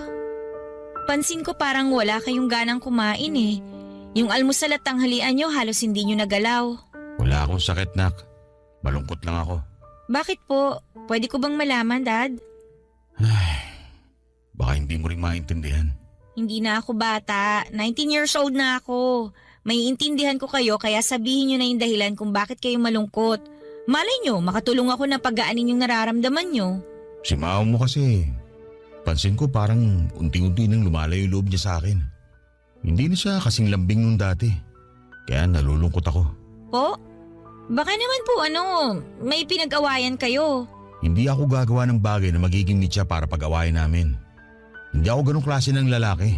Sinubukan nyo na po ba siyang kausapin? Maraming beses na pero malamig pa rin pakikitungo niya sa akin. Hindi ko na tuloy alam ang gagawin ko. Natatakot ako na baka makipaghiwalay siya sa akin kasi nagsasawa na siya. Mas mabuti pa nga po na maghiwalay na kayo. Ha? Anong ibig mo sabihin?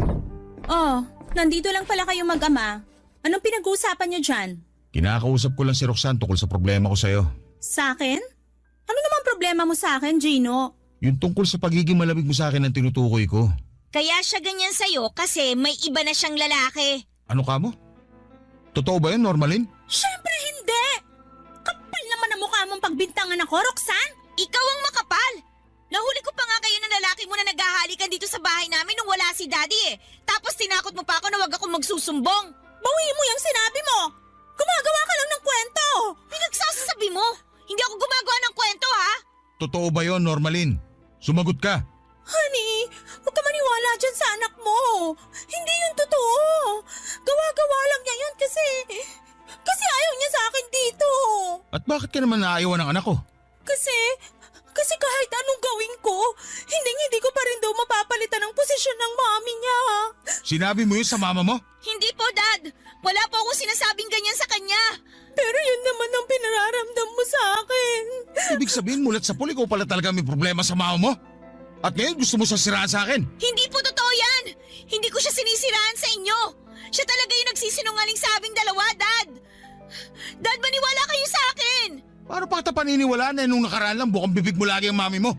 Ilang beses ko ba dapat sabihin sa'yo na patay na siya at hindi na siya babalik sa atin? Alam ko naman po yun. Pero hindi ibig sabihin ay kalilimutan na natin siya.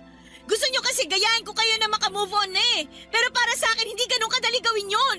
Kaya nga dapat, ipadala na natin sa Manila si Roxanne, Han. Baka sakali na doon makapag-move on na siya ng mabilis kasi malayo na sa mga alaala ng mami niya. Alam mo, tama ka. Baka panahon na talaga. Anong ibig niyong sabihin? Tinawagan ako ng tiyahin mo, yung pangalawang kapatid ng mami mo. Kinumusta tayo rito tapos tinanong ka. Sabi ko, magkokolehiyo ka na. Sinabi niya sa akin kung gusto mo raw doon mag-aral sa Maynila. Maganda raw yung kung sakali para may kasama siya sa bahay. Lahat kasi ng pinsa mo nakapag-asawa na. Hindi ko sinabi sa iyo kagad yun kasi ayoko mapalayo ka sa akin. Pero sa nakikita ko, oras na para matuto kang tumayo sa sarili mo mga paa. Pero ayoko pa rin po. Wala naman ako alam sa Maynila eh. Buong buhay ko, dito ako lumaki sa Mindoro. Kaya nga doon matututo ka. Saka tama ang mama Normalin mo. Kung malayo ka rito sa atin, mas madali mo makakalimutan ang mami mo. Tandaan mo, patay na ang mami mo. Kailangan mo na lang tanggapin yun para makausad ka. Hindi yung habang buhay ka na lang magpapatali sa nakaraan.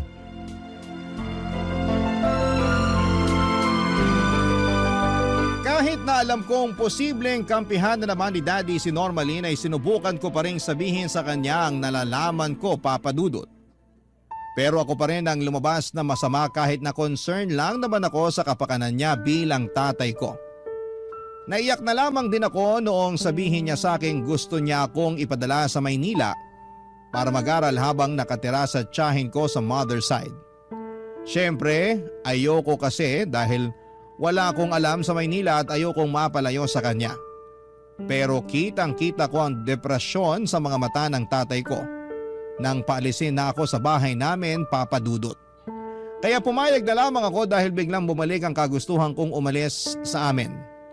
Tumuloy ako sa Maynila para mag-aral ng kolehiyo habang nakatira sa tiyahin ko. Mabait naman ang tiyahin ko at trinato niya ako bilang isang anak. Malalaki na kasi ang mga anak niya at may sarili ng pamilya. Bago sa akin ang pakiramdam na yon. dahil hindi ko naman ka-close ang mga relatives ko sa side ng nanay ko. Nasa Maynila kasi sila lahat at puro kamag-anak lang ni Daddy ang kilala ko na majority ay nasa Occidental Mindoro. Masasabi ko na kahit malayo ako sa tatay ko ay naging masaya naman ako sa piling ng iba ko pang mga kamag-anak. Kaya lang pagkaraan ng 1 taon, nakatanggap ako ng tawag mula kay Daddy na nagmamakaawa siyang uwian ko siya sa probinsya namin dahil iniwan na raw siya ni Normalin at mag-isa na lamang siya. At dahil naawa ako sa tatay ko ay nagpaalam ako sa tiyahin ko na babalik na sa amin. Nung una ay ayaw pa niya pero hinayaan na lamang niya ako. Nangako ako na hindi ko siya kakalimutan at kapag nakapagtapos ako ng pag-aaral at may trabaho na ako ay dadalawin ko siya sa Maynila. Papadudot umuwi ako sa Mindoro at doon ko na lang pinagpatuloy ang kolehiyo. Pero 2 buwan pa lamang ang nakakalipas. May bago na namang babae na pinakilala si Daddy at hindi nagtagal ay binahay na rin niya ito, Papa Dudut.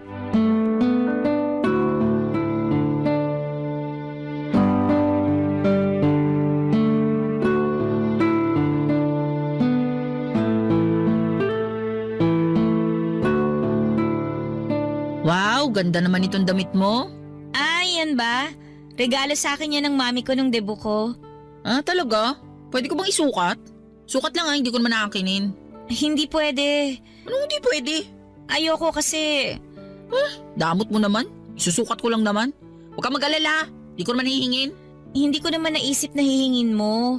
Di raw, pero ba't ayaw mo ipasukat? Sorry pero ayoko lang talaga ng may gumagalaw sa mga damit ko. Ah, ganun? Parang ang arte mo naman. Hindi ka artehan yon. Mahalaga sa akin ang damit na yan kasi bigay yan ng mami ko. Okay, fine. Pasensya na talaga ha. Okay, fine nga, di ba? Saka hindi ko lang kasi mapigilan ang gaganda kasi. Alam mo, bihira lang naman ako makapagsuot ng magandang damit, lalo na pagmamahalin. Wala kasi akong pambili. Karamihan sa mga damit ko galing sa ukay-ukay o di kaya pinaglumaan ng ate ko.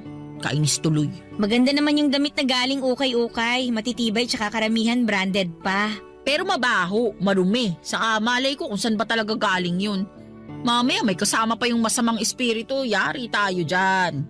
Kaya nga nakakainis kasi hindi man lang ako makabili ng magagandang damit na tulad ng mga nakikita ko sa mall o itong sayo. Hirap talagang maging mahirap. Ang mahalaga na lang siguro merong nasusuot, di ba? Oo, pero gusto ko bago, maganda tsaka mamahalin. Teka, ano pa bang meron dito sa pagmamayari mo? Ha? Teka lang. Wow, ang ganda naman itong earrings na to. Pati yung relo saka bracelet. Taray ah. Salamat. Ganda talaga. Pwede ko isukat? Sige na, huwag ka na magalit. Di ko naman nanakawin eh. Sige, pero... Huwag kang mag-alala, maingat naman akong tao. Hindi lang halata, pero maingat talaga ako. Uy, teka, susukat ko na kasi pangarap ko rin makapagsuot ng ganito eh. Ayan, bagay sa akin yung hikaw, di ba?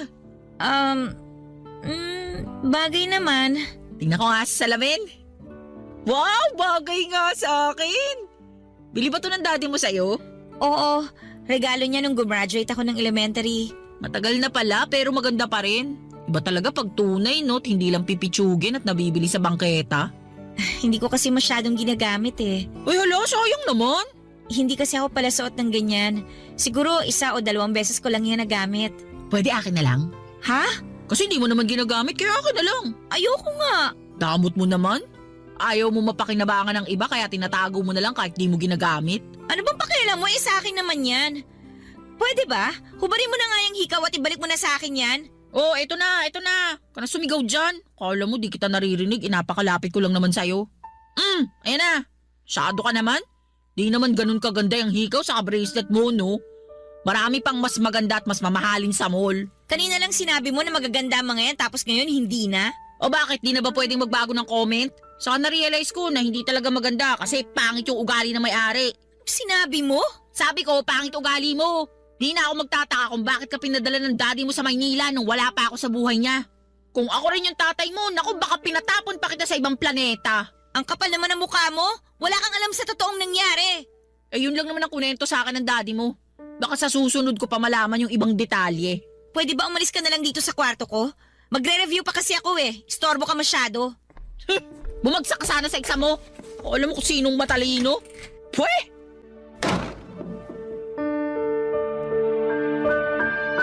Mas bata kay Daddy si Marina na noon ay nasa 29 years old lamang. Pero meron na itong 2 anak sa dati nitong kinakasama. Nung una, akala ko po ay mabait siya tapos ay hindi pa nagkakalayo ang edad namin kaya naisip ko na pwede ko siyang maging kaibigan. Kaso habang tumatagal ay unti-unti kong nakikita ang tunay na kulay niya. Madalas kasi siyang humirit ng pera at kung ano-anong gamit kay Daddy. Todo bigay naman sa kanya ang tatay ko kahit na nga palugin na noon ang negosyo namin dahil hindi naman na ma-manage ng maayos ng tatay ko. Halos inubos din kasi ni Normalin ang pera niya bago siya iniwan. Pinagnakawan din siya nito pero hindi na hinabol ng tatay ko. Mabuti na lamang at may natira pa rin kaunti para maisalba yung tindahan namin, Papa Dudut. Bukod sa pagiging maluho ay madalas din akong kainggitan ni Marina sa kadahilan ng hindi ko naman alam. Parang ang init ng dugo niya sa akin. Samantalang katulad ni Normalin ay sampid lang siya sa pamilya namin. Malapit ko na tuloy questionin ang desisyon ni Daddy sa pagpili ng mga babaeng gusto niyang ipalit sa mami ko. Wala kasi sa kalingkingan ng nanay ko at parehong mukhang ginagamit lang siya. Sa kabila ng lahat ay nag-focus na lamang ako sa pag-aaral ko at pilit kong binabaliwala ang mga nararamdaman kong pagtatampo sa sarili kong ama, Papa Dudut. Barangay Love Stories. Barangay Love Stories. Papa Dudut, Papa's girl ako. Mas close ako sa daddy ko kaysa sa mami ko. Para sa akin ay si Daddy na yung pinaka-perpektong ama at wala na akong mahihiling pa. Mabait siya sa amin ni Mami at prinsesa ang trato niya sa akin. Pero noong nagkaroon na siya ng ibang kinakasama pagkamatay ng mami ko ay nagbago na rin ang turing niya sa akin. Sa tingin ko ay siya pa rin naman yung mapagmahal kong tatay pero may nagbago na nga lang. Marahil ay impluwensya na rin po yun ng mga babaeng nakakasama niya. Kumbaga ay tinuruan nila si Daddy na maging malayo sa akin. Bagay na kinakasama ng loob ko dahil wala naman akong ginagawang masama, Papa Dudut. Katulad ng sinabi ko ay nag-focus na lamang ako sa pag-aaral ko hanggang sa makapagtapos ako ng college sa edad na 23 years old. Noong time na yon ay wala na ang negosyo namin na maliit na grocery store. Tuluyan na yung nalugi. Walang ibang pinagkakakitaan ng daddy ko at ako na yung naatasang magtrabaho upang bumuhay sa pamilya namin. Noong time na yon ay nakapasok naman po ako sa isang restaurant sa lugar namin at nagtrabaho ako bilang cook. Pero hindi naman kataasan ng sweldo kaya gipit na gipit pa rin ang pamilya namin. Plus, meron pa akong inggitera at mahaderang madrasta sa katauhan nga ni Marina, Papa Dudut.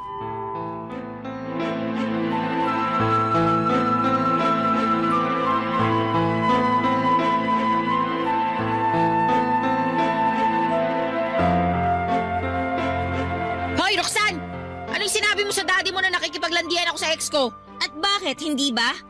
Nakita ko kayo nung isang araw na kumakain sa fast food kasama yung mga anak nyo. Nakipagkita lang ako sa mga anak ko, yun lang yon. Hindi lang yun na nakita ko. Nakita ko rin kung paano ka lumingkis na parang ahas sa kanya. Kaya alam ko at sigurado ako na nagkabalikan na kayo habang kayo pa ng daddy ko. Siya rin yung lagi mong katawagan sa cellphone, di ba? Tuwing madaling araw sa labas na tinatawag mo pang sweetheart. Ibang klase ka rin no? Kapal ng mukha mo? Gusto mo lang sirain kami ng daddy mo kasi ayaw mo sa akin. Ayaw ko talaga sa'yo kasi manggagamit ka lang. Tama ba yung narinig ko? Ayaw mo sa Mama Marina mo, Roxanne? Hindi ko po mama ang babaeng yan, Dad. Kaya ba ganyan mo siya pagsalitaan kasi hindi mo naman pala sa tinuring na mama? Napakabastos mong bata ka. At ako pa pala talagang bastos? Baka nakakalimutan nyo. Pinakikisamahan ko ang babaeng yan dito sa pamamahay natin kahit na may ugali yan na kinukonsinti nyo lang. Anong ugaling pinagsasabi mo dyan? Alam mo, ikaw masyado kang imbento. Darling, huwag ka maniwala sa anak mong yan. Ayaw lang talaga sa akin yan, kaya ganyan yan magsalita. Alam mo ba, sinabi niya sa akin na gusto niya daw akong umalis dito sa bahay niyo kasi ayaw mo na raw sa akin. Sinabi niya yun sa'yo, darling? Oo, wala akong sinabing ganyan Ikaw ang imbento Dad, Huwag mo sabihing naniniwala ka sa kanya, ako yung anak mo. Di ba sinabi ko sa inyo na niloloko lang kayo niyan? Hindi niya talaga kayo mahal kasi mukhang nakipagbalik ka na siya dun sa tatay ng mga anak niya at pineperahan na lang niya kayo. Hoy, hindi totoo yan ha? Bakit ko naman babalikan yung hayop na yun nananakit yun? Alam ko kung ano yung nakita ko. Ginawa mo pa akong sinungaling sa harap ng daddy ko. Masyado kang malisyosa. Gino, pagsabihan mo nga yung anak mo. Pwede ba tumigil na nga kayo? Roxanne, ayoko nang pinagsasalita mo ng ganyan yung mama mo. Mas kinakampihan niyo pa yan kaysa sa akin, Dad. Nag-usap na kami. At nilinaw niya na sa akin na wala nga silang relasyon ng dati niyang kinakasama. Kaya wag mo na lang masyadong bigyan ng kulay yung nakita mo. Wag mo sirain yung pagsasama namin ng mama mo. Ako pa talaga yung sumisira sa pagsasama niyo. Concern lang naman ako sa inyo. Ganyan din yung nangyari sa inyo nun kay Normalin, di ba? Hindi rin kayo nakinig sa akin tapos sa huli, iniwan din kayo at pinagnakawan pa niya kayo. Huwag mo nga ako kinukumpara sa babae na yon. Magkaiba kami. Para sa akin, pareho lang kayong malandi at manggagamit. Bakit niyo po ako sinampal, Dad? Tigilan mo na kasi pagsasabi na kung ano-ano sa mama mo. Hindi ko po siya mama. At kahit kailan walang sino man ang papalit sa mami ko. Hindi ako katulad nyo na gano'n na lang kadaling kinalimutan si mami at ipinagpalit pa sa hindi lang isa, kundi dalawang babae. Galit ako sa inyo, Dad. Galit ako sa inyo. Ayoko na kayo makita. Ayoko na kayo makasama. Saan ka pupunta, Roxanne? Bumalik ka rito! Hayaan mo na siya. Matanda na yung anak mo. Huwag mo nang binibaby. Kaya lalong lumalaki ulo eh. Pero anak ko pa rin si Roxanne. At mag-aalala lang ako lalo kung hindi ko alam kung saan siya pupunta. Sinabi ko na matanda na si Roxanne. Siguradong hindi naman siya gagawa ng ikapapahamak niya. Kaya hayaan mo na lang muna yung anak mo. Mabuti pa, pagtitimpla na lang kita ng kape. Halika, doon tayo sa kusina. Ang akala ko, Papa Dudut, ay makikita na ni Daddy ang halaga ko bilang anak niya. Akala ko sa wakas ay kakampihan na niya ako laban sa mga mapang-abuso kong madrasta. Pero nagkamali na naman ako.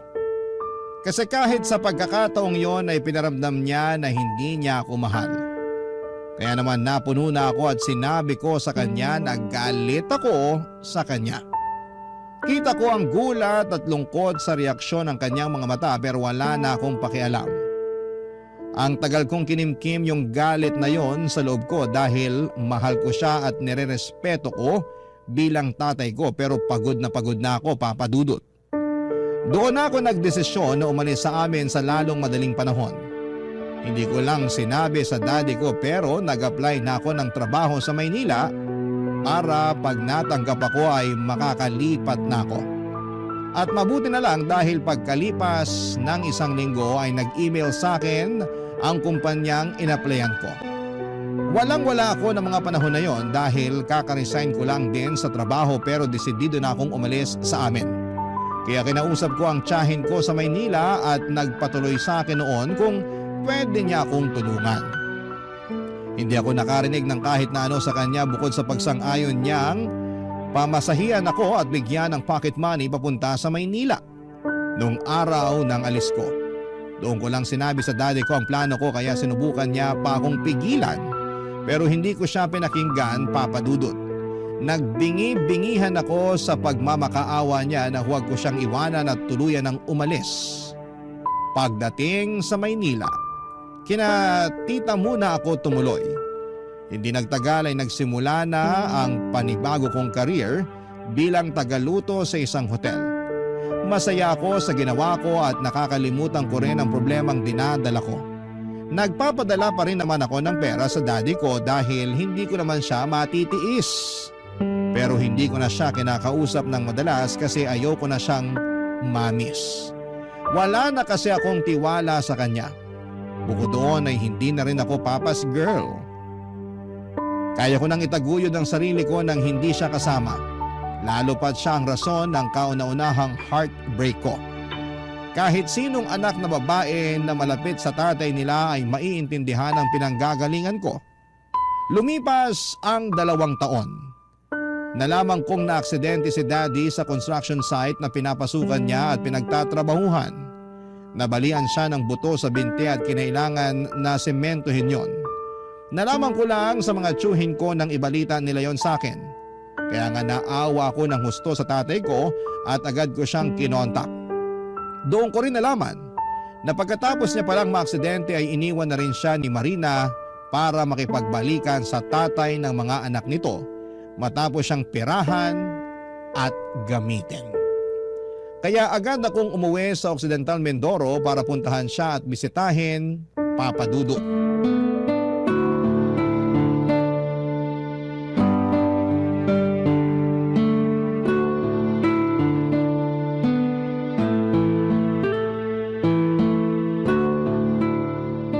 Dad, kain na po kayo. Ako po nagluto niyang paborito niyong sinaing na tulingan. Talaga? Mukhang masarap na ka. Salamat. Kakain ako mamaya pero pwede ba kitang kausapin muna? Sige po, tungkol saan po? Tungkol sa mga bagay na ginawa ko sa'yo simula nang mamatay ang mami mo. Pasensya ka na talaga. Saan po? Kasi naging masamang daddy ako sa'yo. Kinalimutan kita dahil mas inuna kong intindihin ang sarili ko. Akala ko kasi tama yung mga desisyon ko nung araw. Lalo na nung nagkaroon ako ng kinakasama. Pero hindi pala. Kasi lalo lang nila ako inilayo sa'yo. Tungkol po sa bagay na yan. Sige lang, sabihin mo lang yung mga gusto mong sabihin sa akin. Tatanggapin ko kahit na ano. Kasi alam kong malaki talaga ang kasalanan ko. Aaminin ko na malaki ang tampo ko sa inyo. Dahil hindi kayo nakinig sa akin nung sinabihan ko na kayo na niloloko lang kayo. Ewan ko ba? Anak niyo ko pero hindi kayo naniwala sa akin. Tapos ngayon pareho na nila kayong iniwan kasi napakinabangan na nila kayo. Sa totoo lang, Dad, malaki po yung galit ko. Pero hindi na sa inyo kundi sa nangyari. Narealize ko kasi na kahit anong gawin ko, tatay ko pa rin kayo. At sa loob ng 2 taon na hindi tayo magkasama, natutunan ko na kayong patawarin sa mga dasal ko, Dad. Salamat anak. Malaki yung pagkukulang ko sa'yo bilang tatay mo pero nagpapasalamat ako kasi hindi ko pa rin ako tinakwil. Nagalit ka sa akin pero pinatawad mo pa rin ako. Kayo na lang po kasi ang magulang na meron ako Nawala na nga sa akin si Mami pati ba naman kayo. Sabi nga sa akin ni Tita, hintayin ko na lang daw po yung araw na ma-realize nyo yung mga pagkakamali nyo. Hindi ko naman nakalain na sa ganitong bagay yun mangyayari. Nakakalungkot tsaka masakit. Mabuti na lang hindi pa rin kayo nawala sa akin kasi mas hindi ko po yun kakayanin, Dad. Gabi-gabi ako nagdarasal na sana hindi ako mamatay ng maaga. Kasi gusto ko pang humingi ng tawad sa'yo ng personal, anak. Pinapatawad ko na po kayo, kaya wag na po muna kayong mamamatay. Gusto ko pa pong bumawi sa inyo, Dad. Gusto ko pa po kayong makasama ng matagal. Gusto ko pa rin naman ikaw makasama ng matagal, anak. Pero nahihiya ako sa'yo Ayoko maging kargo mo ako lalo na't baldado na ako at walang silbi. Hindi totoo yan, Dad. Tsaka mas mapapanatag ako kung ako mismo mag-aalaga sa inyo. Kaya nga kung gusto nyo, sumama na lang kayo sa akin sa Maynila para lagi ko kayong nababantayan pag wala akong trabaho. Saan naman tayo titira? Sa tsahin mo? Hindi na po ako nakatira kina Tita. May inuupahan na po akong maliit na apartment. Pwede po kayo magstay doon para magpagaling. Para may kasama na rin ako. Kaya lang sa lagay kong to, parang hindi ko pa kayang bumiyahe ng malayo. Saka baka manibago ako sa Maynila pagdating ko dun. Alam mo namang masanay ako rito sa Mindoro. Nanibago rin po ako pagdating ko doon. Pero nakapag-adjust naman ako, Dad. Pero kung gusto nyo, magpagaling na lang muna kayo dito. Papakiusapan ko na lang po si Tito tsaka yung pinsan ko na tingnan-tingnan kayo kapag umalis na ako. Aabutan ko na lang po sila. Tapos kapag magaling na kayo at nakapag-desisyon na, pwede na kayong lumuwas sa Maynila kasama ako. Ay, mahal ko po tong Mindoro kasi dito ako pinanganak tsaka dito ako lumaki. Dito rin nakalibing si Mami. Pero sa Maynila na po ang buhay ko. Doon ko na po gusto magsimula ng bagong buhay. Kaya sana, Dad, samahan niyo na po ako doon. Marami po akong plano at kasama na po kayo sa mga plano ko. Salamat, anak. Umasa ka na, pag-iisipan ko. Pero pipilitin ko munang gumaling. Para naman hindi ka masyado mag-alala sa akin. Salamat talaga kasi umuwi ka rito sa atin. Mahal ko po kayo, Dad, at hindi ko po kayo kayang tiisin. Mahal din kita, anak. Mahal na mahal. Mahal na mahal ko ang daddy ko at kahit na anong mangyari, siya pa rin ang tatay ko. At kahit na marami kaming hindi pagkakaunawaan sa nakaraan ay pilit ko yung sinasantabi para makapagsimula ng panibagong buhay. Masarap at magaan sa dibdib ang magpatawad lalo na kung magulang natin yon. Kaya naman hindi ko pinagsisihan na pinabalik ko sa buhay ko ang daddy ko, Papa Dudut. At alam ko rin na masaya si Mommy at proud siya sa akin dahil nalagpasan ko ang mga pagsubok na pinagdaanan ko. Hindi nagtagal ay gumaling po ang bali sa binti ni Daddy at nang sumunod na taon ay lumuwas na siya sa Maynila. Kasama ko siyang tumira sa apartment na nirerentahan ko. Sakto na may bakanting tindahan din sa unang palapag nito na pwede ring rentahan kaya naman kinausap ko ang tatay ko kung gusto niyang magtinda doon para may libangan siya. Sumang-ayon naman siya pero noong sumunod na taon pansamantala yung nahinto dahil nga po sa nagpandemic. Doon ko mas natutuhang pahalagahan ang mga sandali na kasama ko ang tatay ko dahil walang kasiguraduhan ang buhay. Mas lalo kaming naging close ni Daddy, Papa Dudut.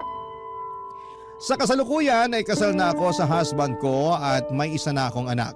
Pero kasama namin si Daddy sa bago naming bahay. Siya nag-aalaga sa anak namin habang nasa trabaho kami ni Mister. Malaking bagay po ang tulong na yun ni Daddy sa amin dahil may naiiwan kami ng aming anak. At very thankful naman kami sa kalakasang patuloy na pinagkakaloob sa akin at sa aking tatay, Papa Dudut. Hanggang dito na lamang po ang sulat ko at maraming salamat po sakaling mapili po ninyong i-ere ang istorya ko sa Barangay Love Stories. Sana po ay kinapulutan po ito ng aral at ng inspirasyon ng mga kabarangay natin.